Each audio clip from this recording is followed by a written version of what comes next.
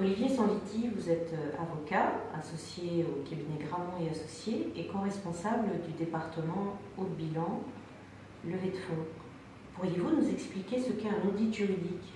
Alors un audit juridique, ou due diligence en anglais, est un concept anglo-saxon, littéralement une diligence raisonnable, qui vise en fait à rassembler des documents, des informations permettant à un fonds d'investissement ou à un investisseur financier autre d'investir de façon éclairée dans une société, donc de déterminer l'activité, la situation financière, les résultats et les éventuelles perspectives de développement de cette société-là. Et comment se déroule l'audit juridique en pratique? Alors en pratique, les dirigeants, souvent aidés de leurs conseils, avocats et commissaires aux comptes, vont rassembler et vont mettre à la disposition des investisseurs un ensemble de documentation juridique, comptable et financière. Cette documentation va être mise à leur disposition dans ce qu'on appelle, en anglais toujours, dans une data room.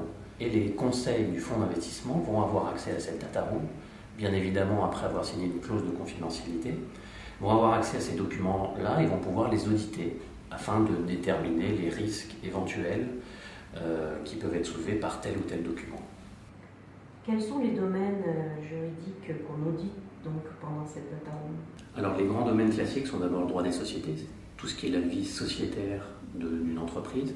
Donc ça va être l'évolution de l'actionnariat au fil des ans, les opérations sur le capital, d'augmentation, de réduction éventuelle. Ça va être l'éventuelle émission aussi de BSPCE, de BSA, d'actions gratuites le cas échéant. C'est également les contrats commerciaux, les contrats fournisseurs, les conditions générales de vente, d'utilisation le cas échéant. Cela va être également le droit de propriété intellectuelle ou le droit de propriété industrielle le cas échéant quand il y a des brevets. C'est également tout ce qui est le droit du travail, individuel et collectif, quelle convention collective relève la société. C'est également le droit fiscal.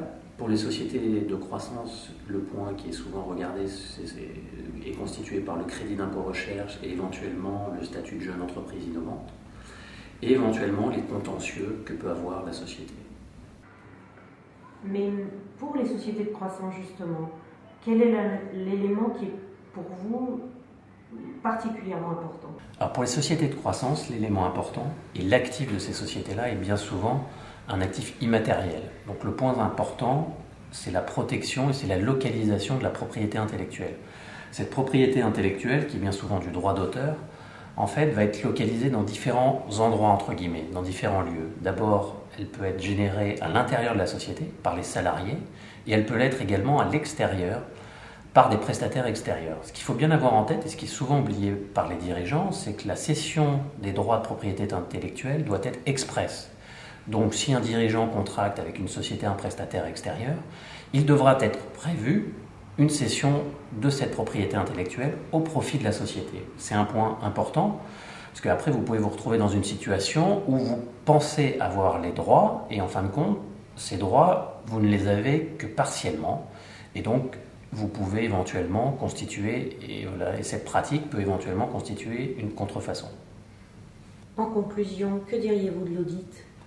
L'audit, pour l'investisseur financier, a deux buts essentiels. Le premier, c'est identifier les risques de son investissement, les risques qui sont liés à tel ou tel élément juridique de la société. Et le deuxième point, l'élément important, ça peut avoir en fait, l'audit juridique va avoir une influence sur les garanties qui vont être données par les fondateurs pour protéger le fonds d'investissement et protéger son investissement. Merci Olivier Sanviti. Merci.